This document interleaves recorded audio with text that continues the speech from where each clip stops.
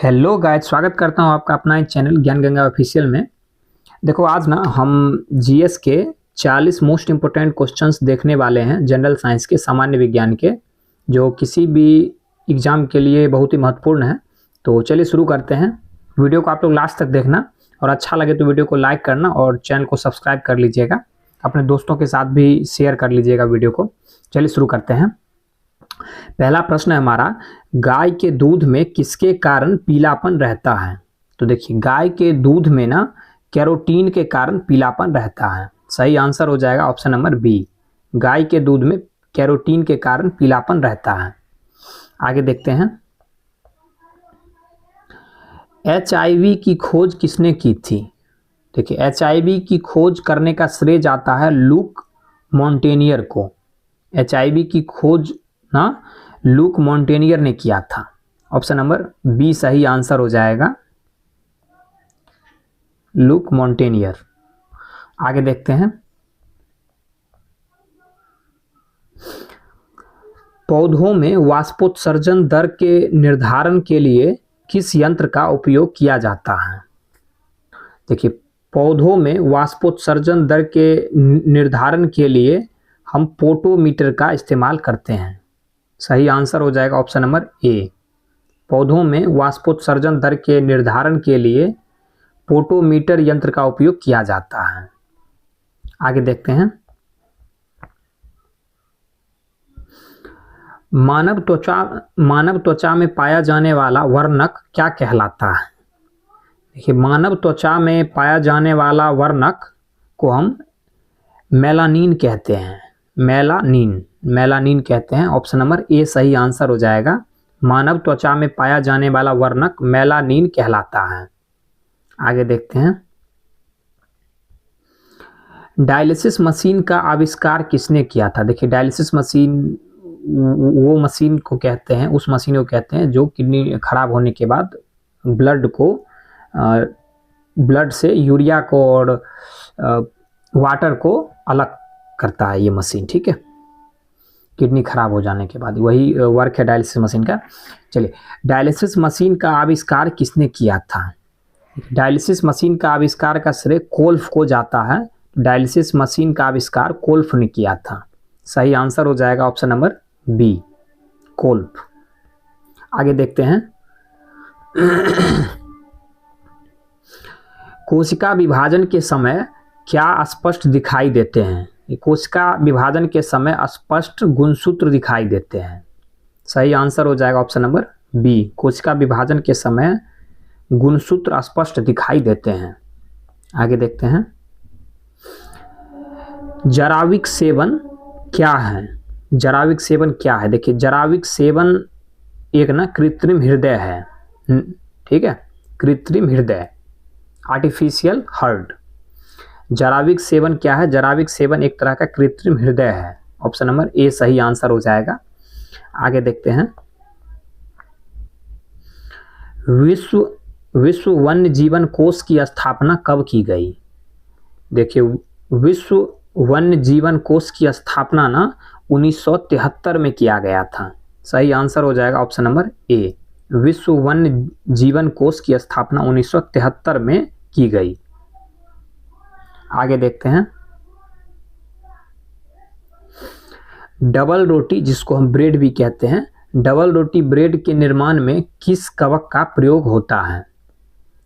देखिए, डबल रोटी ब्रेड के निर्माण में सैकेरोमाइसीज जो कवक है उसका इस्तेमाल किया जाता है। ऑप्शन नंबर डी सही आंसर हो जाएगा, डबल रोटी ब्रेड के निर्माण में सैकेरोमाइसीज नामक कवक का प्रयोग किया जाता है। ठीक है, आगे देखते हैं, HIV सर्वाधिक किसको नष्ट करता है? देखिए, HIV जिस पर्सन को हो जाता है वो शरीर में, क्वेश्चन ये कह रहा है कि HIV जिस इंसान को शरीर में हो जाता है वो सर्वाधिक किस चीज को शरीर में नष्ट करता है? कौन से कोशिकाओं को या रक्त कणों को? सही आंसर हो जाएगा टी कोशिकाओं को। ऑप्शन नंबर सी सही आंसर हो जाएगा। HIV सर्वाधिक टी कोशिकाओं को नष्ट करता है हमारे शरीर में, जब HIV पॉजिटिव हमारा शरीर हो जाता है। ठीक है, आगे देखते हैं। दोहरा निषेचन किसमें होता है? देखिए, दोहरा निषेचन ना आवृत बीजी पौधों में होता है। आवृत बीजी पौधों में दोहरा निषेचन होता है। ऑप्शन नंबर बी सही आंसर हो जाएगा। दोहरा निषेचन आवृत बीजी पौधों में होता है। आगे देखते हैं। जीव द्रव्य की खोज किसने की थी? जीव द्रव्य की खोज ह्यूगो वॉन मॉल ने किया था। सही आंसर हो जाएगा ऑप्शन नंबर डी। जीव द्रव्य की खोज ह्यूगो वॉन मॉल ने किया था। आगे देखते हैं। विश्व मलेरिया दिवस कब मनाया जाता है? विश्व मलेरिया दिवस हम 25 अप्रैल को मनाते हैं। विश्व मलेरिया दिवस 25 अप्रैल को मनाया जाता है। ऑप्शन नंबर डी सही आंसर हो जाएगा। आगे देखते हैं। भोजपत्र किस पेड़ की छाल से प्राप्त होता है? भोजपत्र जो है ना, वो बेट्युला पेड़ की छाल से प्राप्त होता है। बेट्युला नाम का पेड़ है, बेट्युला। ऑप्शन नंबर ए सही आंसर हो जाएगा। भोजपत्र बेट्युला नामक पेड़ की छाल से प्राप्त होता है। आगे देखते हैं। म्यूटेशनवाद के जनक कौन हैं? म्यूटेशनवाद के जनक ह्यूगो डीब्रीज को बोला जाता है। ऑप्शन नंबर डी सही आंसर हो जाएगा। म्यूटेशनवाद के जनक ह्यूगो डीब्रीज हैं। आगे देखते हैं। पादप शरीर क्रिया विज्ञान का पिता किसे कहा जाता है? देखिए, पादप शरीर क्रिया विज्ञान का पिता हम स्टीफन हेल्स को कहते हैं। ऑप्शन नंबर बी सही आंसर हो जाएगा। पादप शरीर क्रिया विज्ञान का पिता स्टीफन हेल्स को कहा जाता है। आगे देखते हैं।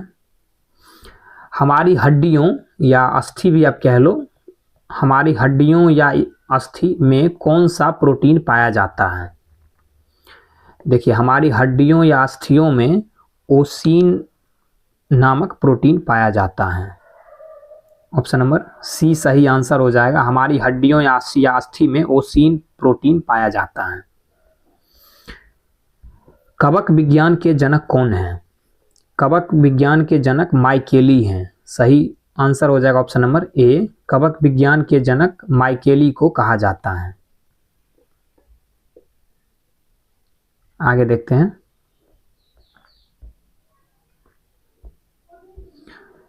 चने द्वारा पानी के अवशोषित होने की प्रक्रिया क्या कहलाती है? देखिए, चने द्वारा पानी के अवशोषित होने की प्रक्रिया अंतःपरासरण कहलाता है। सही आंसर हो जाएगा ऑप्शन नंबर बी। चने द्वारा पानी के अवशोषित होने की प्रक्रिया अंतःपरासरण कहलाता है। चलिए अगला देखते हैं। शुगर बेबी किसकी प्रजाति है?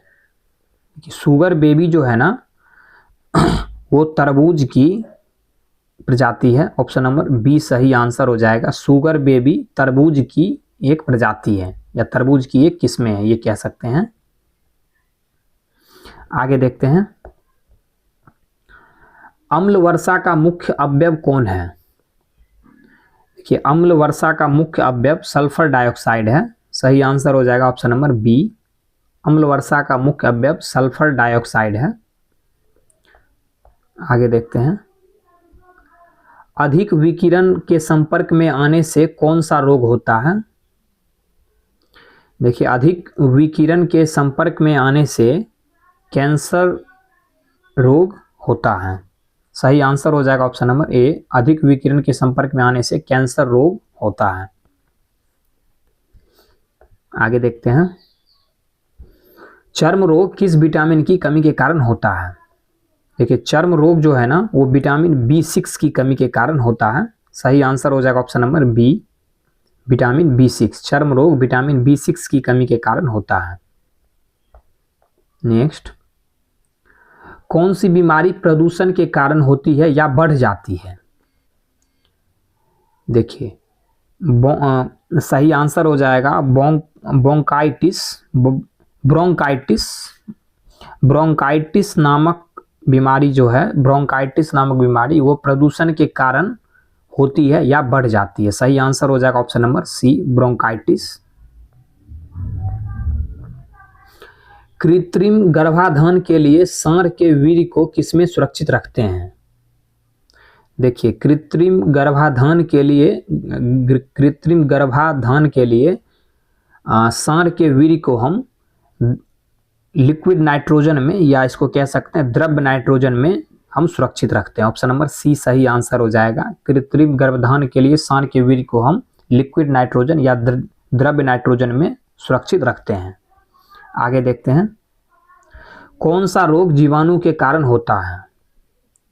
देखिए, टीबी जो है ना, टीबी वो रोग है जो जीवाणु के कारण होता है। ऑप्शन नंबर डी सही आंसर हो जाएगा, टीबी।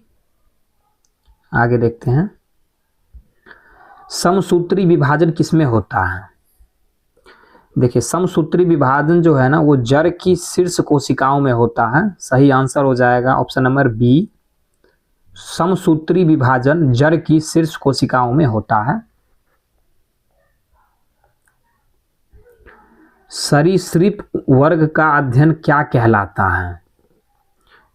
देखिए, सरीसृप वर्ग का अध्ययन को हम हेपेटोलॉजी कहते हैं, हेपेटोलॉजी। ऑप्शन नंबर बी सही आंसर हो जाएगा। सरीसृप वर्ग का अध्ययन हेपेटोलॉजी कहलाता है। आगे देखते हैं, लीवर में भविष्य के लिए कौन सा विटामिन भंडारित होता रहता है? देखिए, लीवर में भविष्य के लिए विटामिन ए जो है वो भंडारित होते रहता है। सही आंसर हो जाएगा ऑप्शन नंबर सी, लीवर में भविष्य के लिए कौन सा विटामिन भंडारित होता रहता है? लीवर में भविष्य के लिए विटामिन ए भंडारित होता रहता है। आगे देखते हैं, सबसे कम जल की आवश्यकता किसे होती है? कौन से पौधे को?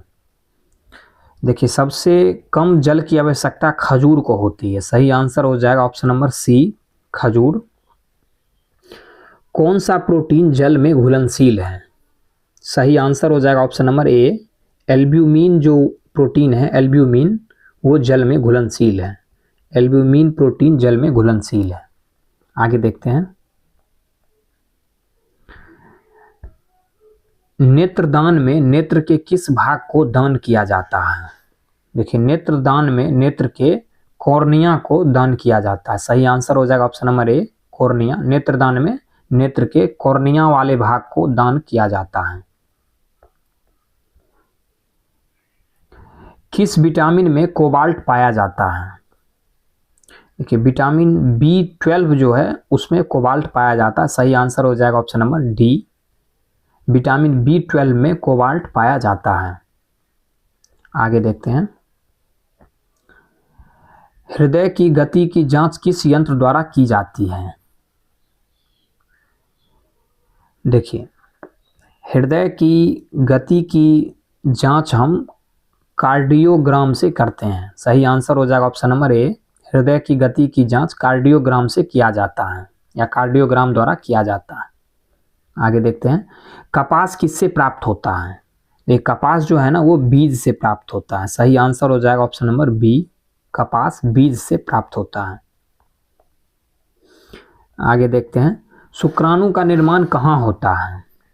देखिए, शुक्राणु का निर्माण जो है ना वो वृषण में होता है। सही आंसर हो जाएगा ऑप्शन नंबर ए, शुक्राणु का निर्माण वृषण में होता है। शरीर की सूक्ष्मतम इकाई क्या है? ये शरीर की सूक्ष्मतम इकाई हम कोशिका को कहते हैं। सही आंसर हो जाएगा ऑप्शन नंबर बी, शरीर की सूक्ष्मतम इकाई कोशिका है।